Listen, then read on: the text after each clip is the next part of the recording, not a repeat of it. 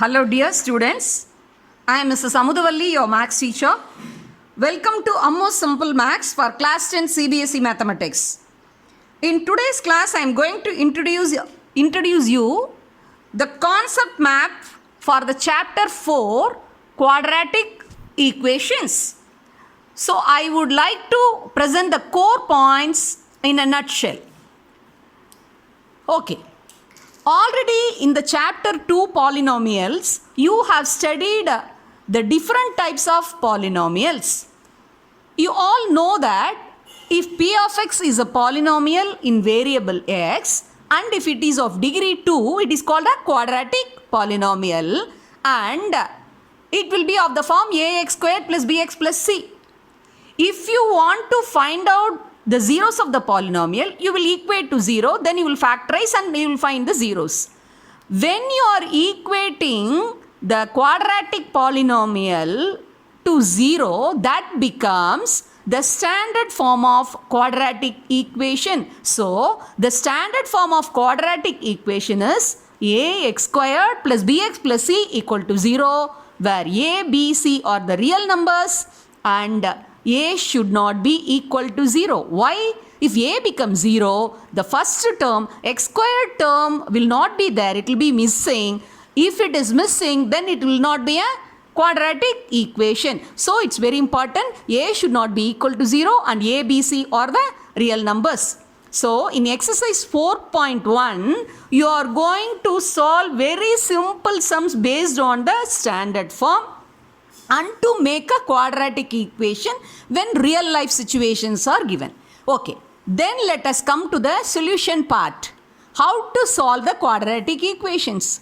Totally there are three methods are there. The first method is factorization. When you are equating quadratic equation to 0 and you factorize, you can find out the roots.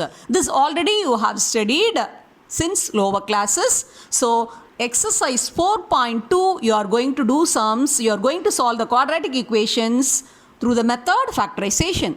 Then method 2 is called completing the square method, and through this completing the square method, method 3, that is called quadratic formula, we are going to generate through this method. That is method of completing the square will help you to generate a formula that is called quadratic formula. The quadratic formula is x equal to minus b plus or minus root d by 2a. So, minus b plus root d by 2a will give one root, minus b minus root d by 2a will give another root. So, in exercise 4.3, you will be doing sums based on completing the square and quadratic formula.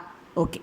Next, in exercise 4.4, you will be doing sums based on nature of roots. So, the nature of the quadratic equations can be determined by the discriminant. It depends on the discriminant. What do you mean by discriminant? Discriminant is given by the expression d equal to b squared minus 4ac. The capital letter D that represents the discriminant which determines the nature of the roots, that will be represented by the expression b squared minus 4ac, where b is the coefficient of x and a is the coefficient of x squared and c is the constant term. If this d becomes 0, you will get two equal roots, and if d is becoming greater than 0, that is positive, you will get two real and distinct roots. If d is less than 0, that is if d is a negative, there will not be any real roots. So, no real roots and imaginary roots. So, in exercise 4.4, so you will be solving the sums based on nature of a roots. So, this concept map of quadratic equations represent the core points which you are going to do in this chapter. Thank you.